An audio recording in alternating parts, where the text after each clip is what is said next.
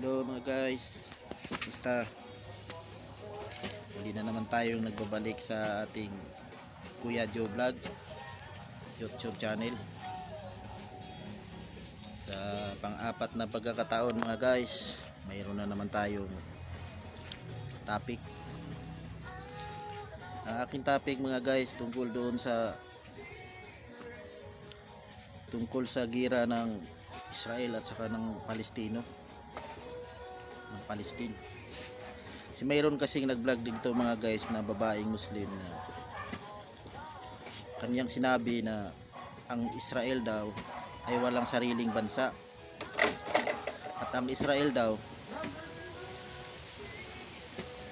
ay nangagaw daw ng mga lupa sa Palestino. Hindi daw pagmamayari ng Israel ang kanilang bansa. So liwanagin ko lang mga guys na ang kanyang sinabi doon sa vlog niya hindi makatotohanan. Liwanagin ko lang din mga guys, wala akong pinapanigan mga guys na Muslim ka man o Kristiyano ka. Sa akin mga guys, yung totoo lang, mahal natin ang Muslim, mahal din man natin yung mga Kristiyano. Ang totoo lang mga guys na katotohanan lang ba? Yun mga guys ang dahilan mga guys kaya nag-topic ako ng ganito para liwanagin na ang Israel mga guys, tama yung sinabi niya na walang bansang Israel noong una. Kasi ang totoo niyan mga guys, ang tawag diyan mga guys sa Israel, lupang pangako o promised land. So hindi yan siya kilala sa pangalang Israel. Nung huli lang yan mga guys, nalagyan ng pangalan. Noong nagkaroon na ng labanan yung mga Palestino dyan at saka mga kapatid nating Muslim na Palestino at saka yung mga Israelita, mga Hudyo. Natalo sila mga guys, kaya nahati yung mga lugar na yan mga guys.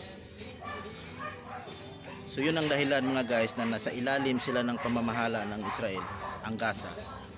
Ang Gaza, wala silang sariling bansa na diniklara, kundi Gaza.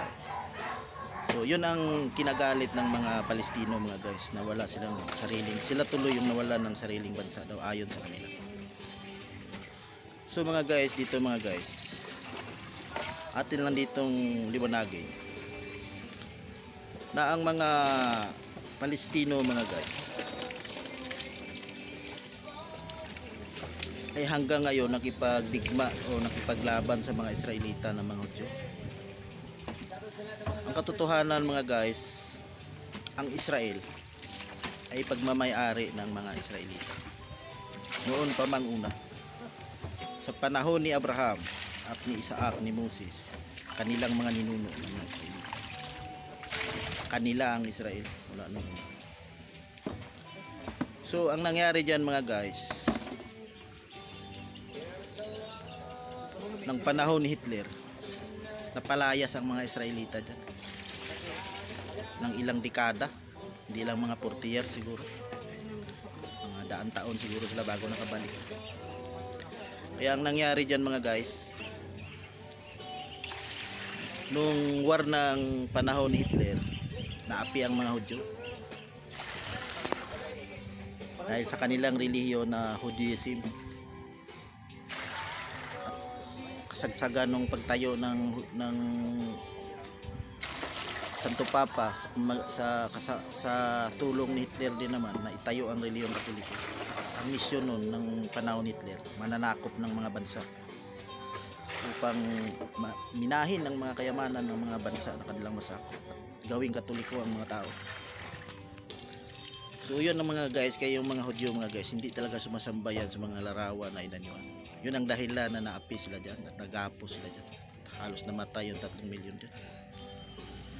So mga guys, naglayas yung mga Hudyo ng mga guys, ilang dekada. Nung panahon na yun guys na gusto na nilang bumalik sa kanilang lupang pangako na kanilang tawagin, nagkaroon na ng isang labanan mga guys. Naggera na naman yung mga Palestine at yung gera nila nung unang panahon pa yan nung Exodus pa ng 10 Commandments, nagkaroon na sila ng gera dyan. Ilang beses na palayas ang mga Israelita dyan, 2 beses yata o 3. Dalawang beses pagkakalam. So mga guys, pagbalik nila dyan sa Israel mga guys, gumamit sila ng pwersa na malakas sa tulong naman ng US.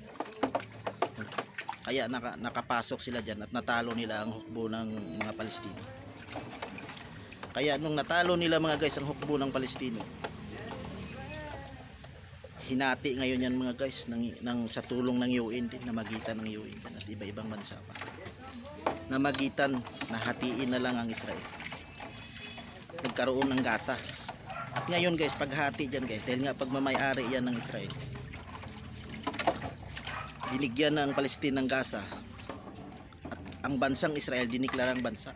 Doon ngayon nagkaroon ng bansa ang mga Hudyo na kung tawagin ng Israel. Tama yun. Nagkaroon nung unang panahon sa mapa, wala ang Israel. Huli lang mga guys nung nagkaroon na ng pagbabalik ng mga Hudyo mula nung pinalayas. Kanila talaga ang Israel. Maliwanag yan mga guys.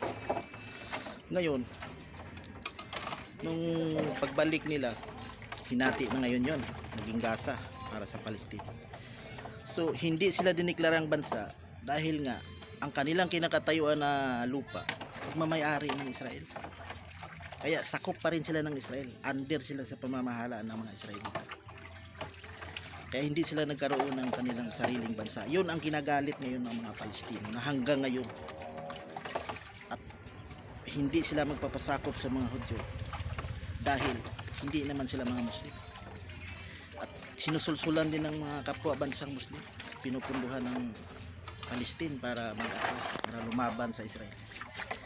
So yung kaguluhan dyan mga guys, na gaya ng sinabi nun vlogger na yun, na yung mga Israelita daw nangaharas dyan sa mosque ng mga kapatid nating Muslim.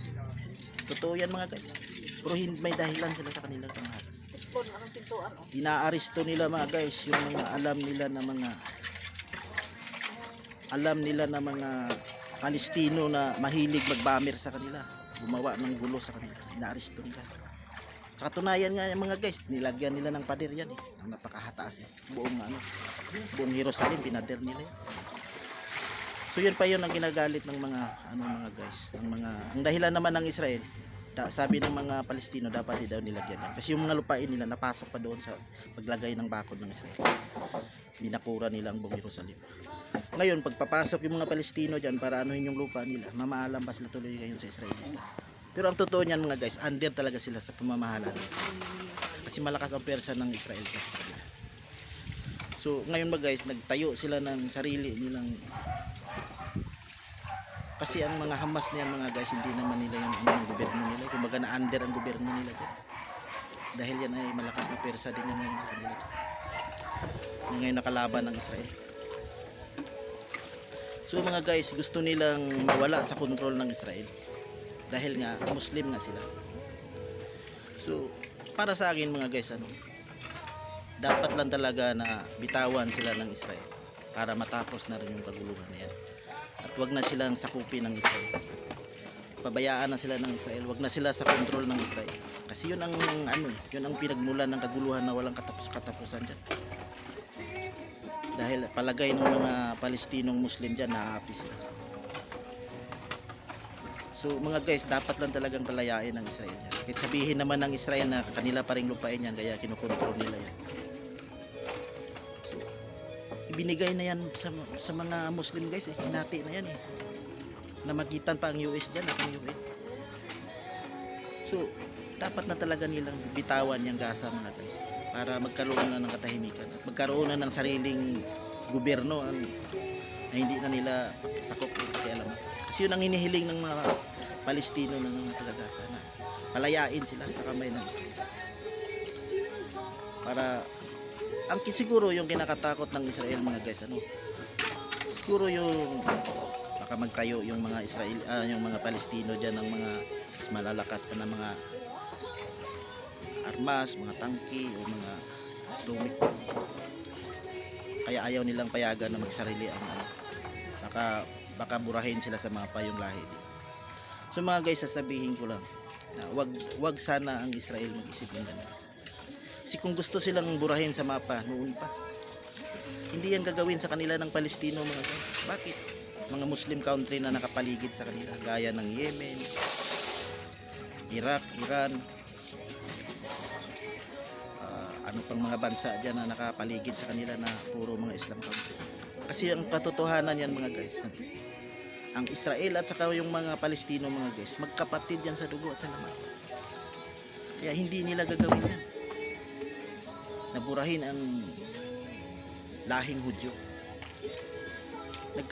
Ano lang yan mga guys dahil sa kanilang paniniwala na iba-iba sila ng ganyan. Pero kung tutuusin yan mga guys, magkamag-anak na yan, magpinsa mga yan.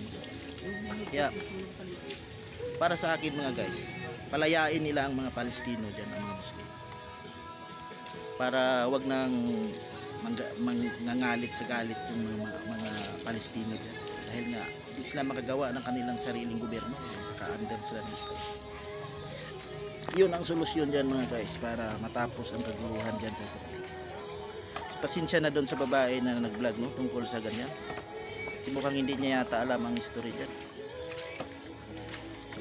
Liwanagin ko ulit, wala akong kinakampihan.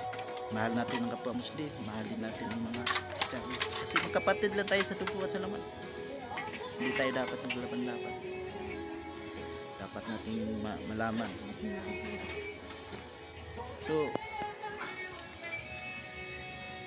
yun lang mga guys ang masabi ko mga guys, na huwag matakot ang Israel na bigyan ng bansa ang mga Palestino para magkaroon ng kapayapaan. Hindi sila kayang burahin ng mga Palestino sapagkat malakas ang pwersa ng Israel at nandyan pa ang Amerika, kaya hindi mangyayari yung iniisip nila.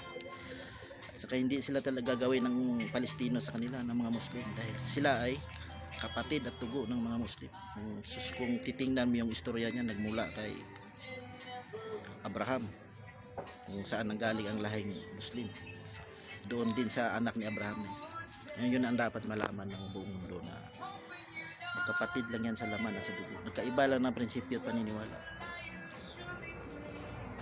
So, dito na magtatapos ang aking video mga guys. At muli naman ako magpapaalam para